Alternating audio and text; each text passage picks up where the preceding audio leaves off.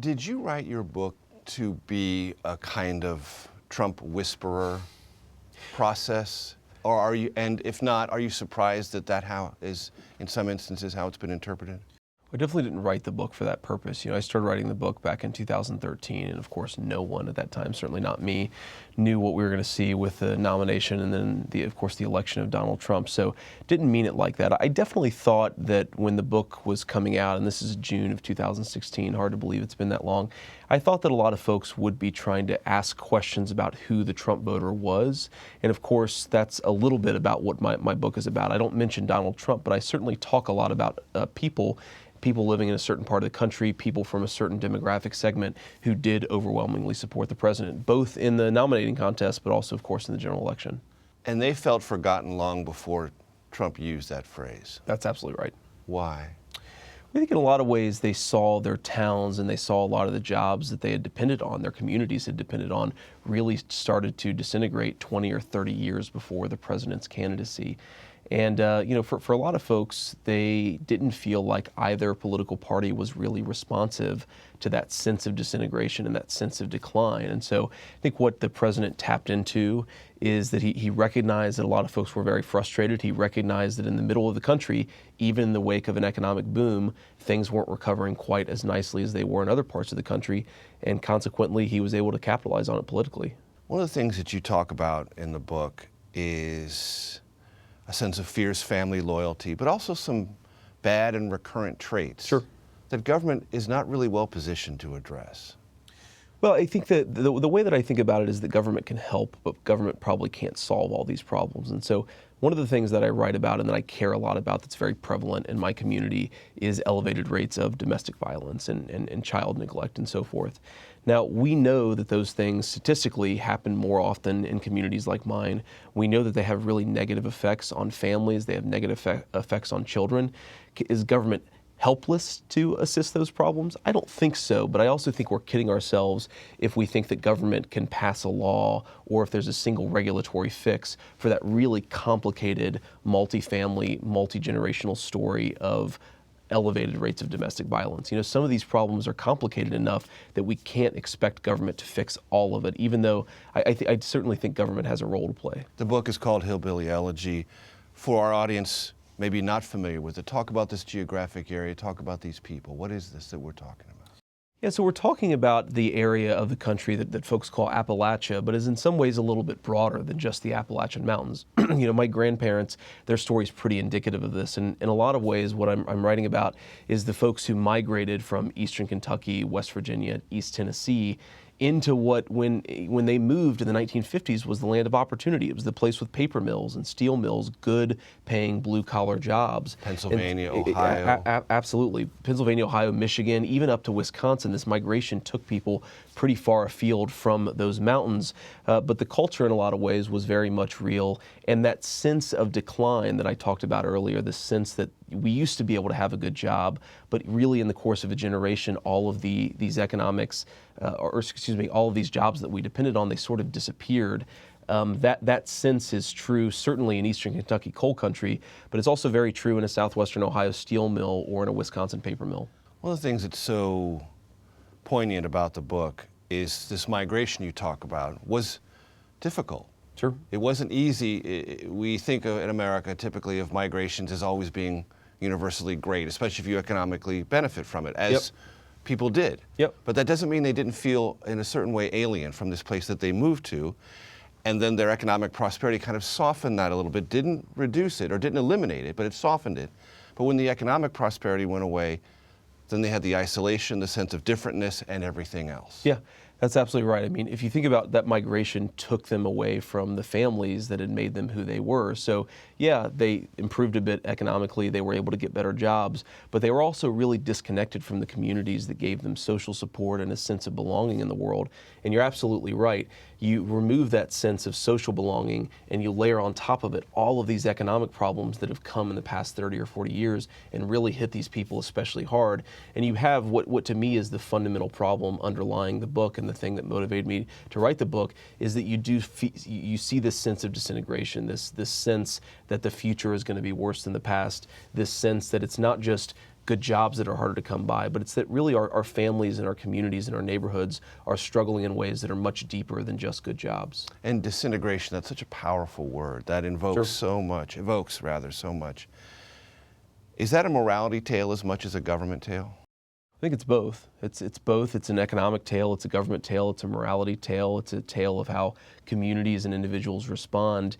And one of the interesting things about the reaction to Hillbilly Elegy is that people say, well, is it all the economy? Is it all the government? Is it all individuals or families? And my response is, we have a way in America of always asking, what's the one thing? Yeah, absolutely. And that has been one of the frustrations that I've had in some of the responses to the book is that, well, it can be all of these things at the same time. And I do think that one of the enduring takeaways from writing this book and talking to people about it is that we have to get a little bit more comfortable at accepting that these problems can come from multiple different angles, that they have multiple different variables underlying them.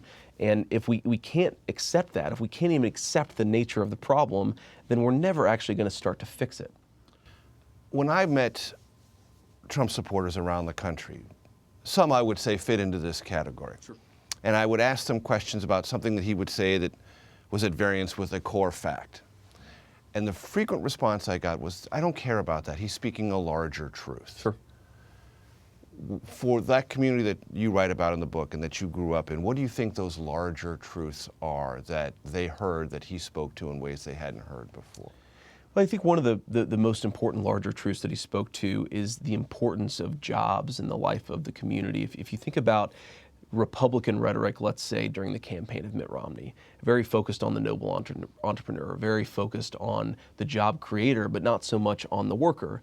And if you think of the rhetoric of modern Democrats, it's often so focused on government that people don't accept, or that I think a lot of folks on the left don't appreciate that people don't want a handout. They don't want government support, and they don't, from the right, want people to talk about the noble entrepreneur. What they want is people to recognize the dignity of working people, of everyday working and middle class Americans. And I think that what was genius about the politics of Trump's campaign is that he focused on workers and he focused on jobs. It wasn't about the wealthy entrepreneur with a private jet. It wasn't about a government handout. It was about the folks in the middle. And when you talk to conservative activists in this town who've kind of come around on Trump, they look at this and say, in the conversation about the tax bill, as an example, he doesn't talk about supply side economics. He doesn't talk about any theory at all. Of course. Which is what Republicans always like to do when they wanted to sound smart. Yep. And a lot of them told themselves that the way to sell this was to sound smarter and to have more intricate philosophical ideas and pitches.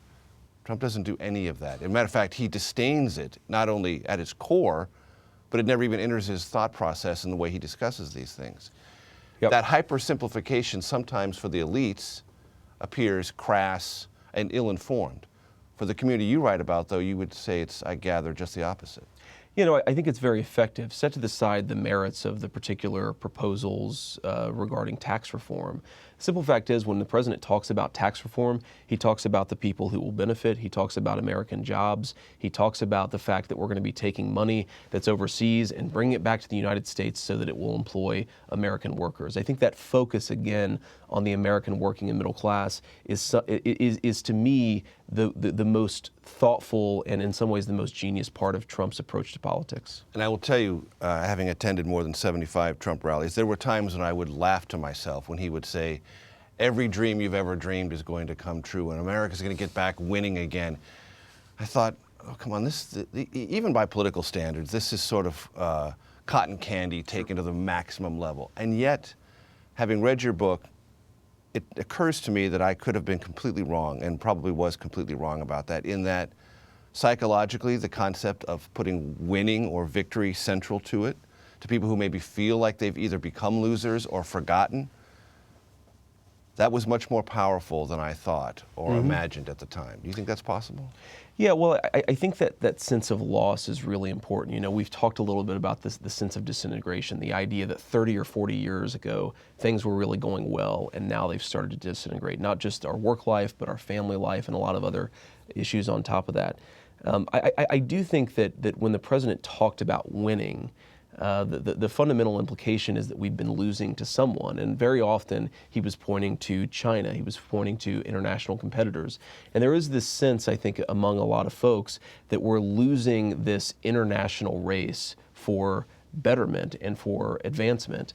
And when you talk about, American workers losing, it's not just that they're losing, it's also that they're losing oftentimes to some of the folks that Trump pointed his finger at. I think especially, frankly, the Chinese. I do think that of all of the actors that Trump has pointed his finger at as to blame for the American economic malaise, the Chinese are the folks, the Chinese government is the country that sort of, how should I say this? It gets the most. Let me re-say this. I'd say that the Chinese government is the country that people feel most negatively about. There's this sense that China's rise has come at the expense of the American middle class. And again, that's not something that American politicians were talking about a whole lot even a decade ago. But again, the president saw it, the president realized, and he definitely capitalized on it. Two last questions Sure. about this phenomenon. Is there a danger, do you fear, of the tendency to scapegoat? That is to say, to look for convenient villains. Sure. And second, do you think there is a danger for Trump going forward, the president going forward, and these voters, that his rhetoric and their expectations may never match? Well, I think there's a danger in both of those things. So on the scapegoating piece, I go back to something that I said earlier. You can think that there are complicated causes for these problems, but if there's a complicated cause, it's not all one thing. It's not just the Chinese. It's not just the government that's failed. Globalism. Exactly. I do think that we have to, as a society, encourage folks to think at the individual and at the community level, what do we do to make things better? That doesn't mean there shouldn't be better policies. That doesn't mean the economy should be a little bit fairer to working class and middle class Americans, but it does mean that working class and middle class Americans have some role to play in making this problem better. I really firmly believe that, and that attempt to strike that balance is one of the things I've sort of repeatedly tried to do when I talk about some of these issues. The mismatch between expectations and the rhetoric of the Trump administration, yeah, I think that's certainly a concern. It's a political concern for the Trump administration, but it's a concern for Americans. It's a ground level concern. Absolutely. It's a concern for a lot of folks who really do expect things to get a whole lot better. Obviously, we're only a year into the Trump administration, but one of the things I really worry about is that if you don't see middle-class wage growth, if you don't see the economy in certain areas of the country, the middle part of the country, starting to come back in the same way that it's doing especially well, let's say, in California or New York, then people are going to become politically frustrated, but more importantly, they're going to have a lot of hope stashed, the sense that maybe this is the moment, this is the electoral moment where a lot of our fortunes turn around. That's going to disappear, and consequently, folks are going to be pretty upset about it.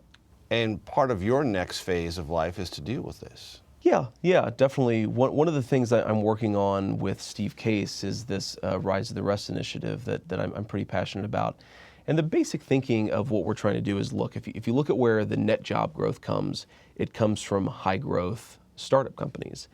And unfortunately, you don't see a lot of high-growth startup companies outside of California, New York, and Boston, Massachusetts.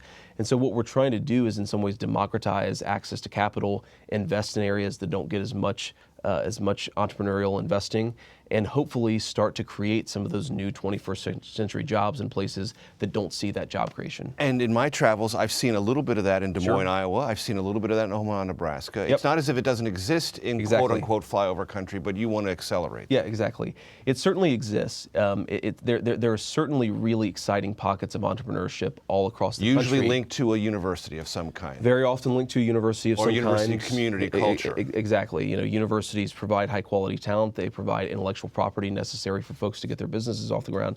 So you're absolutely right. The university piece of it is critical, but you still don't see nearly as much investment in these areas, even though you see pockets of hope, right? So the statistic I throw out is 50% of venture capital goes to California. The rest of it goes, or the most of the rest of it goes to New York and Massachusetts. That means there's 47 states fighting over a very small amount of the type of investment that creates really high quality, long-term durable jobs. And so if you can rearrange that, if you can create more entrepreneurship and more investment in some of these areas, are you going to fix all the problems I wrote about in Hillbilly Elegy? No, but you will start to create some more high-quality job growth.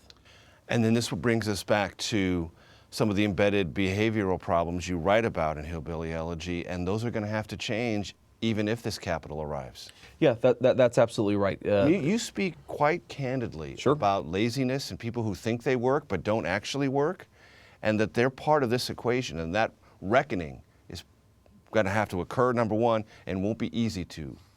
Yeah, absolutely. I mean, look, you go to a town like Middletown, Ohio, where some people are struggling to find a job, but then there are people who had a good job and lost it, not because the economy was bad, but because they made mistakes. You see both types of people, and I think we have to recognize that there are these twin impulses that exist. There is a need for more economic growth, for more job growth, but there is a need in some people for them to recognize that they have a role in making these problems better, and we can't ignore that. You know, if you look at the American economy, low unemployment, really high economic growth, and so forth, the issue that still is really a big stock market. The issue that's really, really concerning is that you have 8 million prime-age men who have dropped out of the labor force, folks who aren't even looking for work. You can create job growth all day, but unless you start to do the things that bring those labor force dropouts back into the job market, you're not going to solve the problems I wrote about in the book. And when I talk to business leaders, they are certainly encouraged by tax code alterations. We'll take them.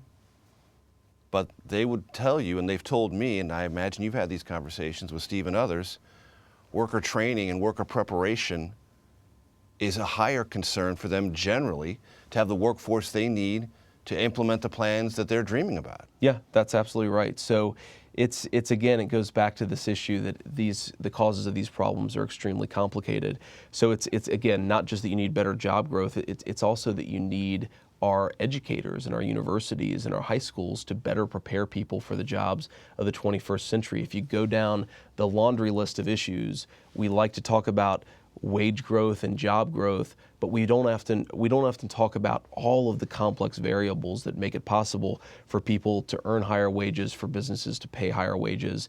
And that does, at a fundamental level, I think it requires us to rethink the way that we train American workers. So that, again, that's another complex variable to add into this really tough equation. Before I let you go, as I mentioned, it is at times a painful book, poignant, revealing, enormously candid. Sure. Any regrets? Well, I wouldn't say that I have any regrets. You know, a friend of mine told me that a book is like a baby, and eventually you just have to let it grow up and go into the world and do its own thing. The book has certainly been interpreted in ways that I didn't expect. I think because I talk about these problems as complex and multifaceted, some people have grabbed onto one explanation or that explanation. It's been weird to me how different folks have read the book in completely different ways. Even fans of the book have read the book in completely different ways. So honesty is like that. Yeah. So maybe I would have been a little bit more careful about how other folks would have interpreted the book.